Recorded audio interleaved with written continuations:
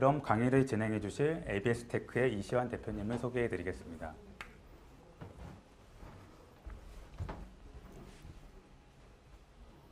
안녕하세요. 오늘 강연을 하게 된 ABS테크 이시환입니다. 우선 이렇게 한수원에서 하는 소셜 벤처 성장 지원 사업에 선정도 되기도 하고 또 이런 좋은 자리에 좋은 내용들을 공유할 수 있게 돼서 너무 감사드리고 영광입니다. 작은아마 저희가 하고 있는 일에 대해서 여러분들에게 공유를 좀 드리고 이런 공유가 소셜 벤처라고 하는 어떤 이런 내용들이 너무 어렵거나 너무 먼 얘기가 아니라 우리가 조금만 더 신경을 쓰면 가능할 수 있는 일이구나 라는 것들을 확인할 수 있는 또는 이해할 수 있는 자리가 되었으면 하는 마음입니다. 저희는 앞에 얘기해 주셨던 것처럼 시각장애인을 위한 플랫폼 서비스를 하고 있습니다. 실제로 보시는 것처럼 시각장애인들은 어떤 생활하는 것 자체가 쉽진 않겠죠. 여러분들이 생각했던 것처럼 이동부터 어떤 생활 편의 서비스, 주문, 여러 가지 등이 참 어렵습니다. 그래서 가장 먼저 이 이동과 이용이라는 주제로 저희가 프로젝트를 진행을 좀 해봤고요. 일단은 일단은 사촌 동생도 이런 시각 장애를 겪고 있기 때문에 그 문제에 관련된 근본적인 문제 그리고 어려움들을 너무 저도 많이 느끼고 있어서 정말 작게나마 도움이 됐으면 하는 마음에서 시작했었던 게 이렇게 또 사업으로까지 확장이 되게 됐습니다. 크게 저희는 얘기했던 것처럼 두 가지, 하나는 내비게이션이고 또 다른 건 주문과 결제라고 하는 큰 틀을 가지고 이제 움직이고 있는데요. 저희는 생각을 했습니다. 우리가 생각하는 스마트 시티, 우리가 미래지향적으로 스마트 시티라고 얘기를 하는데요. 우리에게도 막연하고 먼 스마트 시티가 시각 장애인들, 이런 장애를 갖고 있는 분들에게는 더 멀 수 있는 얘기겠다. 그래서 저희는 그분들에게 도시가 먼저 접근할 수 있는 도시, 우리가 말하는 무장애 도시라고 하는 큰 틀로 접근이 가능했으면 좋겠다라고 생각을 하게 됐고요. 그러다 보니 자연스럽게 스마트 시티로 가기 전에 무장애 도시라는 플랫폼을 만들고 그분들을 위한 서비스를 준비를 하고 있습니다. 저희가 프로젝트를 처음에 시작을 했었을 때 시각장애인들한테 단순히 방향만으로 정보를 전달시킬 수 있는 시스템을 시작을 했었고요. 그 다음에 시각장애인분들한테 쓸 수 있는 내비게이션이나 또는 결제, 이용 서비스까지 붙이는 프로젝트까지 확대를 하게 됐고요. 이런 데이터들을 모아서 본격적으로 지체장애인분들, 장애인분들의 전체적인 대상으로까지 확대하는 걸로 크게 목표를 두고 있습니다. 실제 시각장애인분들은 우리나라에 한 27만 정도가 있고요. 전 세계에는 2억 5천 명 정도가 있다고 얘기를 합니다. 그 시장이 매우 크죠. 또 고령화 시대가 진행되면서 이 시각장애인에 관련된 숫자는 분명히 더 늘어날 겁니다. 대부분 우리가 알고 있는 이 시각장애인들에 관련된 인식, 앞을 전혀 보지 못하거나 점자를 쓴다거나 또는 스마트폰은 좀 한계가 있다거나 라는 인식들을 갖고 있죠. 그 시각장애인분들이 갖고 있는 가장 큰 어려움은 여러분들도 아마 상식적으로 상상할 수 있듯이 이동에 관련된 어려움이나 이 문제에 관련된 어려움이 숫자로 보시더라도 알 수 있습니다. 이게 문제가 있다고 생각을 하니 정부 또는 민간기관에서도 이런 부분들을 중심으로 프로젝트를 진행하거나 서비스를 진행하게 됩니다. 저희 정부에서는 크게 세 가지 형태로 시각장애인들을 위한 서비스를 진행하는데요. 그 첫 번째가 여러분들이 흔히 보시는 점자 블럭, 그 두 번째가 보행 이 시그널이라고 합니다. 신호등 앞에서 누르면 소리로 바꿔주는. 그리고 세 번째는 아마 가끔 보시는 지하철에서 준비하고 계셨다가 장애인분들이 오시면 안내해주는 안내도우미 서비스 정도를 보통 여러분들이 보실 수 있을 것 같습니다. 또 다른 시각장애인용 민간 업체들 또는 민간 서비스는 뭐가 있을까요? 크게 일반적으로 여러분들이 생각할 수 있는 스마트 케인. 케인에서 소리가 나고 이렇게 하면 레이더로 어떻게 보면 디텍트 해주는 서비스가 하나 있고 점자 시계 그리고 글래스를 통해서 어떻게 보면 서비스라는 스마트 글래스가 있는데요. 이 부분들이 보시면 참 아이디어가 좋고 산뜻하다, 기술이 있다고 생각하지만 실제로 그렇게 적용되는 사례들이 많지 않습니다. 왜 그럴까? 저 역시 이 많은 기술들을 보면서 왜 이게 아직까지도 시장에 적용되지 못할까에 관련된 궁금증을 갖게 되고 과연 무엇이 문제인가 다시 한번 근본적으로 고민하고 생각을 하게 됩니다. 우리가 생각했었던 시각장애인분들은 점자만 쓸 것이다라고 하는, 점자가 대부분 쓸 것이다라고 하는 그 기본적인 생각에 점자를 쓰고 읽을 수 있는 분들은 6%밖에 되지 않는다는 것. 대부분들의 시각장애인분들은 완전히 보이지 않는 전면보단 저시력, 어떻게 보면 뿌옇게 보여서 스마트폰을 이렇게 보거나 또는 부분 시야만 확보하시는 분들이 90% 이상이 되시고요. 대부분 그분들 역시 스마트폰을 80% 이상, 90% 가까이 쓰고 있다는 겁니다. 제가 그분들을 만나면서 저희도 처음에 프로젝트를 진행을 할 때 재밌는 여담으로, 저도 원래 처음에는 반지를 개발을 했었습니다. 반지를 끼고 이렇게 손으로 가리키면 저거 무슨 건물입니다. 무슨 건물입니다. 라고 정보를 주는 거죠. 근데 시각장애인분들을 만나면서 굉장히 호되게 혼이 났죠. 왜냐하면 반지라고 하는 건 본인이 볼 때 편할 수 있지만 장애인분들의 대부분이 안마를 하기 때문에 일을 하다 보면 반지를 당연히 빼놓을 거고, 그러면 당연히 잃어버리는 변수가 많다. 그리고 그런 부분들에 관련돼서 고려되지 않고 그냥 필요할 것이다 라고 그냥 만드는 건 말이 안 된다. 그거는 우리가 원하는 것이 아니다. 결론은 시장에서 문제를 발견하고 그분들과 함께 하지 않으면 완전히 그분들을 위하는 또는 그분들을 이해하는 서비스가 나오기는 어렵겠다라고 생각이 들었습니다. 그래서 저희는 이 분석과 설계와 구현하는 모든 과정에 시각장애인분들과 함께 하게 됐고요. 인식조사부터 그분들의 생활의 패턴, 정말 그분들이 어떻게 쓰고 있고 무엇이 불편한지, 가장 근본적인 불편함은 무엇인지 한 번에 해결할 수는 없지만 어떤 단계를 통해서 그분들이 진짜 원하는 걸 갖게 해줄 수 있을 것인지를 고민하게 됩니다. 프로젝트 한 번에 200번이 넘는 설문을 하고 굉장히 많은 현장 조사를 하고 인터뷰를 하면서 그분들을 통해서 만들게 되고 그분들을 통해서 우리도 배워가게 됩니다.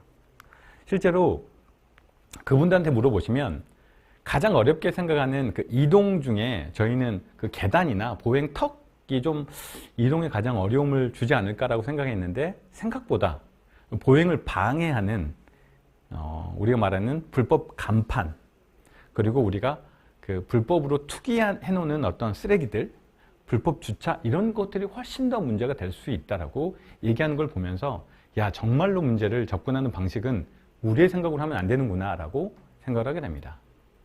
또 다른 예 중에 하나, 그분들의 이용 또는 그분들이 이런 우리가 말하는 소위 카페를 이용하거나 하는 부분에 대해서도 그분들이 말하는 불편함은 근본적으로 그분들 역시 다양한 형태로 카페를 가고 싶기도 하지만 그 다른 분들과 섞여서 자기가 들어갔었을 때 그러니까 미칠 피해, 불편함들 때문에 그런 부분에 접근을 못하는 이유도 있습니다. 그분들이 그래서 원하는 게 미리 가기 전에 주문을 미리 해놓을 수 있으면 훨씬 더 다양하게 또는 훨씬 더 여러 가지 형태로 우리의 생활 속에서 같이 공존할 수 있게 된다고 생각을 해서 여러 가지 형태로 불편함을 조사하기 시작을 합니다. 자, 저희는 그 단순히 저희만의 기술로 불가능하다 또는 가능하지 않다, 한계가 있다는 걸 깨닫게 됐고요. 그러다 보니까 저희가 제공하는 서비스를 같이 제공해주는 업체, 예를 들어서 시각장애인분들이 카페를 갑니다. 또는 식당을 갑니다. 그러면 카페와 식당을 갈 때 카페에서도 이분이 시각장애인인지를 알아야 되고, 얼마 전에 시각장애인분들이 300m 전에 시각장애인분이 이런 음료를 주문했다를 알아서 서로 조금만 신경을 쓰면 그분들도 쉽게 접근하고 사용할 수 있다는 것들을 알게 돼서 그 업체와 같이 프로젝트를 진행하게 됩니다. 단순히 주문해서 실제로 그분들이 매장에 방문을 하고 매장까지 도착하는 그 전체 과정들을 이렇게 플로우를 만들어 주고요. 주문 결제, 예약, 위치에 관련된 그리고 보행에 관련된 정보, 건물 앞에까지 도착했을 때 그 건물의 입구가 어떻게 생겼는지, 들어갔을 때 어느 정도 가면 그 프론트, 우리가 말하는 데스크, 음료를 주는 곳까지 안내해주는 시스템까지 통해서 그분들이 조금 더 쉽게 접근할 수 있도록 해줍니다. 보시는 내용 중에 저희 관제 시스템뿐만 아니라 그 매장에서도 몇 프로 정도를 제공을 하고 어떤 준비를 해야 되는지까지 같이 만들어가는 프로젝트라고 보시면 될 것 같습니다. 보시는 것처럼 그분들이 이렇게 눈으로 이런 식으로 가까이 볼 수도 있기 때문에 인터페이스도 6가지 정도로만 쓸 수 있도록 해드리기도 하고, 또는 그분들에게 완전히 소리 그리고 진동을 통해서 정보를 제공해 드리기도 합니다. 저희는 일반적으로 그분들이 위치에 관련된 서비스는 세 가지 기술을 제가 좀 쓰고 있고요. 첫 번째는 그분들이 눈으로 잘 볼 수 없기 때문에 그분들이 이렇게 방향을 가리키게 되면 그분들이 서 있는 위치와 방향만으로 어떤 건물과 어떤 방향을 비치고 있고 어떤 방향에 관련돼서 정보를 원하는지를 알려주는 GCD 알고리즘을 개발했습니다. 쉽게 얘기하면 이런 거겠죠. 지금 제가 여러분들을 보고 있을 때 저는 지금 12시 방향에 있지만 제가 이렇게 동작을 바꾸거나 방향을 바꾸면 여러분들은 저에게 9시 방향에 있는 것처럼 그분들에게는 내가 서 있는 곳의 방향이 훨씬 중요하기 때문에 방향만으로 대상을 인지하는 GCD라는 알고리즘을 개발을 하고 특허를 내게 됐고요. 두 번째는 시각장애인분들은 시각장애인분들이 다니는 곳으로 다닌다. 다시 말하자면 시각장애인분들이 잘 모르는 곳을 가게 될 때는 근처에 사시는 시각장애인분들에게 전화를 걸어서 그곳을 어떻게 가는지 묻게 되고 그 과정 속에서 그곳에 사시는 시각장애인분들은 천천히 한 20분에서 30분 정도 설명을 해주십니다. 어디서 내려서 100m를 가면 오른쪽에 소리가 나고 냄새가 나고 그때 왼쪽을 돌아서 30m를 가면 보도블록을 2번을 넘게 되고 오른쪽에 2번의 골목을 지나게 되고 이런 여러 가지의 정보를 주면 그거를 듣고 있다가 기억했다가 가게 됩니다. 여기서 저는 힌트를 얻었던 게 시각장애인분들의 움직임을 데이터베이스로 한다는 건 엄청난 의미가 있겠구나 싶어서 저희는 시각장애인분들의 동선을 기록하는 관제 시스템을 개발을 하게 됐고 이 역시 특허를 내게 됐습니다. 세 번째는 저희가 건물에 도착한다고 쳐도 그 건물에 들어가기 위해서는 가장 중요한 게 내가 온 곳이 입구가 있는지 내가 도착한 곳이 입구를 향해 있는지를 알아야 되는 정보이기 때문에 기존에 있었던 GPS가 센터 가운데 있었던 정보를 저희가 면을 다 나누어서 어떤 면에 입구가 있는지 내가 바라보는 면은 입구가 있는 면인지를 알려주는 그런 공간 정보를 분할하는 기술과 특허를 보유하게 됐습니다. 단순히 이것뿐만이 아니라 데이터베이스뿐만 아니라 그분들의 사용성, 사용하기 편리해야 되기 때문에 사용에 관련해서도 주문부터 이런 시스템에 접근하는 그 모든 과정들 역시 아주 간단하게 6가지 동작만으로 접근이 가능하도록 만들었습니다.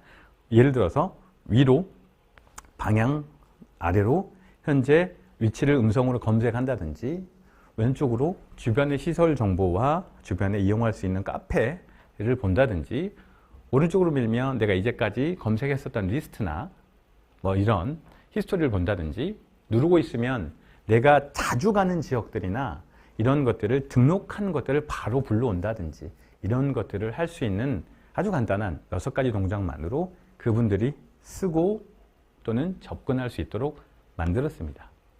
그리고 그분들은 그분들만이 쓰고 있는 그 스크린 리더가 있는데요. 처음에는 저희도 자체적으로 스크린 리더를 만들어서 제공을 했는데 실제로 그분들이 스크린 리더에 그 2가지 버전으로 사용하는 것들이 어렵다고 얘기하셔서 기존에 있는 스크린 리더와 통합하는 작업들을 모든 OS와 함께 작용이 되도록 했습니다. 그리고 얘기했던 것처럼 주문을 하면 포스 시스템에까지 들어가서 그 매장에서 포스에서 이 주문에 관련된 내역, 주문하신 분들의 상태 이런 것까지 볼 수 있도록 하는 포스 시스템까지 같이 연동해서 서비스를 제공을 하고 있습니다. 보시는 것처럼 저희가 생각했었던 건 처음에는 단순히 정말 시각장애인분들이 한 분이라도 제대로 쓸 수 있게끔 하는 서비스를 만드는 걸 가장 큰 목적으로 뒀습니다. 얘기했던 것처럼 2억 5천에 엄청나게 많은 시각장애인들이 물론 다 쓸 수 있으면 좋겠지만 그런 욕심보단 차근차근 정말 쓸 수 있는 서비스를 만들고 그분들이랑 좀 계속 대화를 나누면서 그 서비스를 완성도를 높이고 고도화시키는 게 오히려 훨씬 더 중요하다고 생각이 들어서요. 조금씩 이렇게 만들다 보니까 이게 단순히 시각장애인들만을 위한 서비스가 아니구나. 이 전체적인 장애인분들의 전체의 서비스로도 확대할 수 있겠다라는 서비스로 제가 이제 조금 더 저희한테도 쓸 수 있는 서비스로 확대를 하고 있습니다. 크게 저희가 플랫폼 서비스를 하고 있고요. 두 번째는 유료화 서비스를 준비하고 있고 세 번째는 데이터를 판매하거나 데이터에 관련된 서비스를 준비하고 있는데요. 플랫폼은 말 그대로 스마트 시티라고 하는 게 이 너무 엄청 많습니다. 뭐 자율주행도 그 안에 포함이 되어 있기도 하고 여러 가지 복지 형태나 위험도 포함이 되어 있기도 하니까 저희는 이 스마트시티 부분의 복지 부분에 특화되어 있는 플랫폼으로서 지자체나 또는 정부 또는 이런 프로젝트를 통해서 플랫폼 서비스를 준비하고 있고요. 두 번째는 이 유료 앱인데요. 장애인분들한테 유료 앱이 가능하나? 가능합니다. 실제로 시각장애인분들을 위해서 지금 현재 개발한 시각장애인용 보행 내비게이션 중에 블라인드 스퀘어라는 미국 업체가 있는데 이 업체는 한번 다운받는데 우리나라 돈으로 49,000원, 지금 세일 중입니다. 59,000원에 실제로 서비스를 받고 제공하는 업체가 있습니다. 이런 것처럼 근데 단순히 내비게이션만 뿐만 아니라 저희는 거기에 정확도와 완성도와 기술력을 높여서 그분들이 가는 내비게이션 위에 결빙의 정보, 날씨의 정보까지 더해서 정말로 쓸만한 앱을 만드는 것까지 하는 게 저희가 유료 앱으로서의 서비스입니다. 그 다음에 마지막은 이 데이터 판매인데요. 데이터 판매는 말 그대로 실제로 그분들의 움직임이나 그 값어치는 것들을 조금 더 정제해서 유의미한 데이터를 만들어서 실제로 인공지능에 쓸 수 있는 데이터로서 가공하는 전략이라고 보시면 되겠습니다. 저희가 이제 국내 시장은 크게 저희처럼 장애인들한테 어떤 서비스가 필요하다고 하는 매장들이나 어떤 협단체, 장애인들에 관련된 뭐 서비스 제공하는 택시들한테도 같이 연동을 해서 이 확산 전략도 준비를 하고 있습니다. 뭐 여러 가지 해외 진출도 좀 생각을 하고 있고요. 우리나라가 요즘에 뭐 K-방역이다. 그래서 아주 좋은 모범 사례로 보통 얘기해 주셔서 저희도 K-스마트시티의 복지 모델로서 이렇게 해외 수출하는 것도 고민하고 있고 추진하고 있습니다. 저희는 생각을 합니다. 처음에는 시각장애인분들을 위한 서비스가 장애인분들이 많이 쓰겠어? 라고 생각하지만 반대로 장애인분들에게 물어보면 많이 없기 때문에 안 쓰는 것도 있습니다.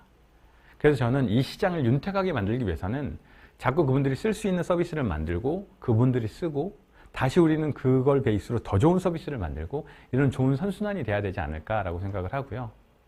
그 두 가지로 기대 효과를 정리할 수 있습니다.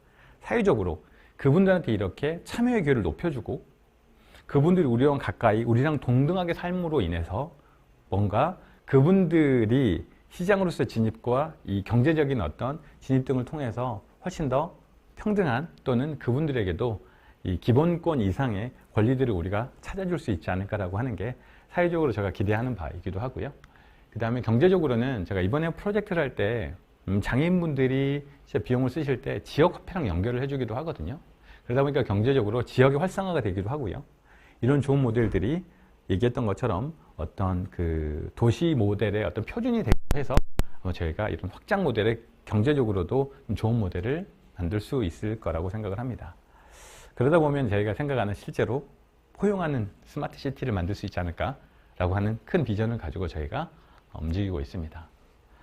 저는 실제로 이 프로젝트를 하기 전에 미국에서 좀 오래 있다가 이 소셜이라고 하는 어떤 섹터에 들어와서 하고 있는데요. 2017년에 프로젝트를 하기 전에 원래 그 골프 내비게이션이라고 하는 그 미국에서 골프 업체에 좀 있으면서 이런 기술들에 관련된 부분들을 좀 갖고 있었는데요. 비단 꼭 기술만 있어서 이걸 했다기보다 이 필요성을 저와 같이 일하는 저희 직원들과 같이 많이 느꼈던 것 같습니다.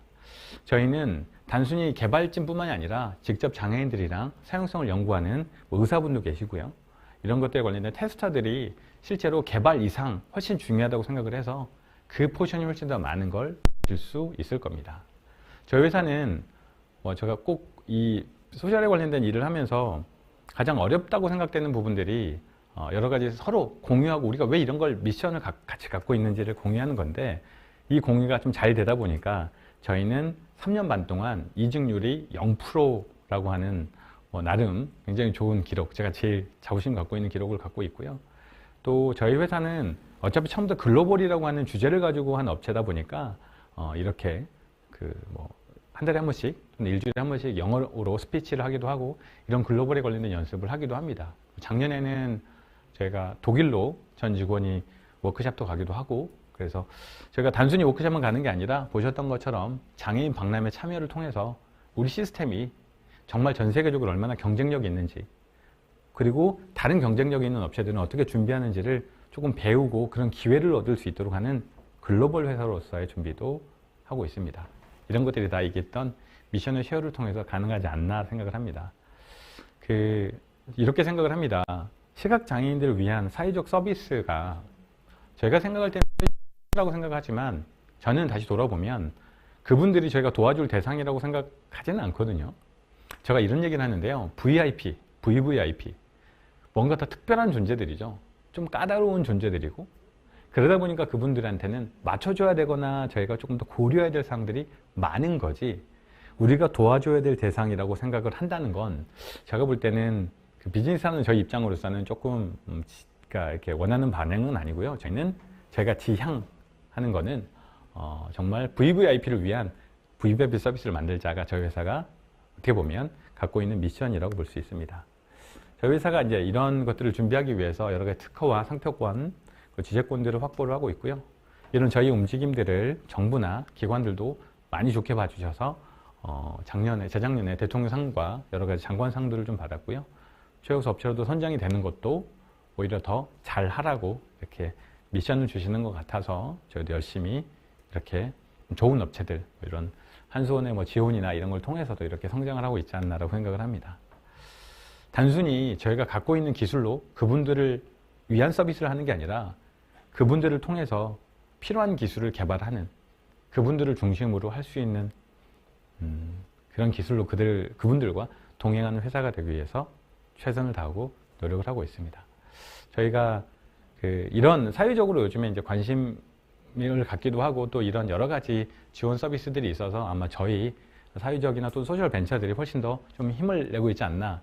단순히 돈의 지원이 아니라 관심, 이런 부분이 필요하다고 느끼고 있고 이런 부분의 필요성을 사회적으로든 또는 범국가적으로든 그 필요성을 인지하는 것만으로써 저희는 충분히 정말 가치 있는 사회에 우리가 살고 있구나, 내가 하고 있는 일들의 의미를 같이 인정해 주는구나 라는 것들이 참 돼 있어서 참 행복하고요. 늘 더 잘해야지, 또 이런 지원을 통해서 더 성장해야지 하는 미션을 갖고 있기도 합니다. 어쨌든 오늘 강연은 여기서 마치고 또 혹시 또 질문들 있으시면 해주시면 최선을 다해서 답변하겠습니다. 감사합니다.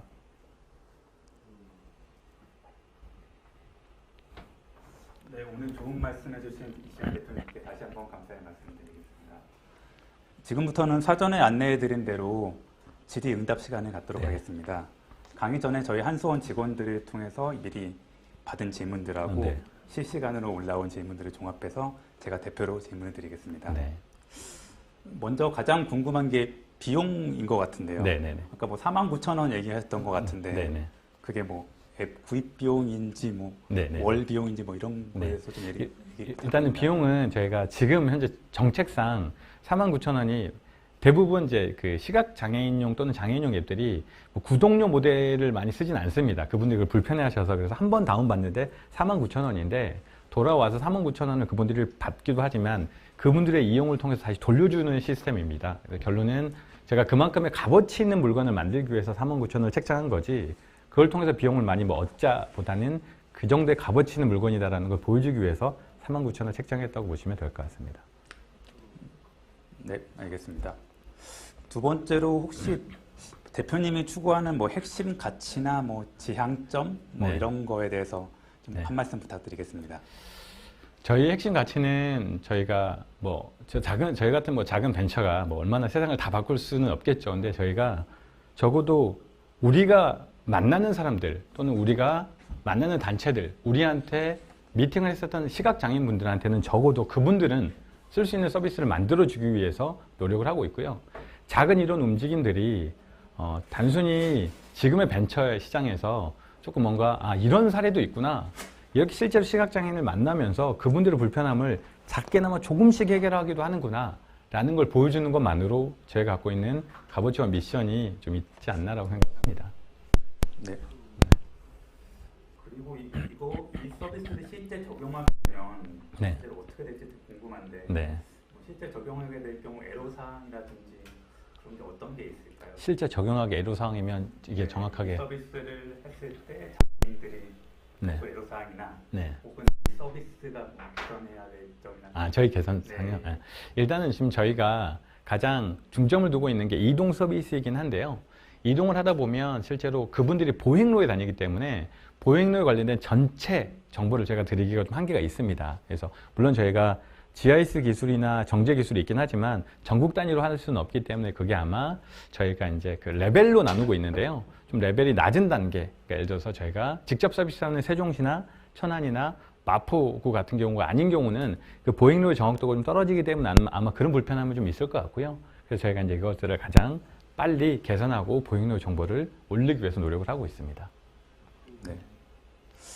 마지막으로 한 가지만 더 네네. 드리겠습니다. 네. 저희 한수원도 사실 뭐 스마트 안심 케어나 네. 같은 뭐 다양한 뭐 취약계층을 위한 서비스들을 사회공헌 사업을 진행하고 있는데 네. 혹시 저희 한수원을 위해 뭐 제안해 주실 아이디어나 네. 뭐 하실 말 조언 한번 부탁드리겠습니다. 뭐 일단은 저는 이런 생각이 듭니다. 물론 이제 CSR이라고 하는 뭐 형태로 지원을 해주시는 것만으로도 저는 그 관심만으로도 너무 감사드리고요. 근데 이제 이게 조금 더 욕심을 내자고 하면 이게 사회적인 서비스를 그냥 지원하는 것만이 아니라 정말 이게 잘 쓰고 있는지 한번 장애인분들한테 직접 테스트나 또는 모니터링이나 이런 것도 같이 한다고 하면 서비스도 양적으로도 또는 질적으로도 같이 성장하지 않을까라는 생각이 좀 들어서 너무 지금도 감사하지만 혹시 그런 부분에 얘기를 좀 드리고 싶습니다. 네, 네. 감사합니다. 이번 답변을 마지막으로 네. 질의응답 시간을 모두 마치도록 하겠습니다. 네. 오늘 길지 않은 시간이었지만 유익한 강의를 해주신 이시환 대표님께 다시 한번 감사의 말씀드립니다. 네. 강의를 들으신 한수원 직원분들과 일반인들에게도 좋은 시간이 됐기를 바라면서요. 혹시 추가로 하실 말씀이나 질문이 있으실 경우 이메일을 통해서 저나 저희 상생협력처로 주시면 답변을 드리도록 하겠습니다. 그럼 이상으로 오늘 강연회를 모두 마치도록 하겠습니다. 감사합니다. 감사합니다.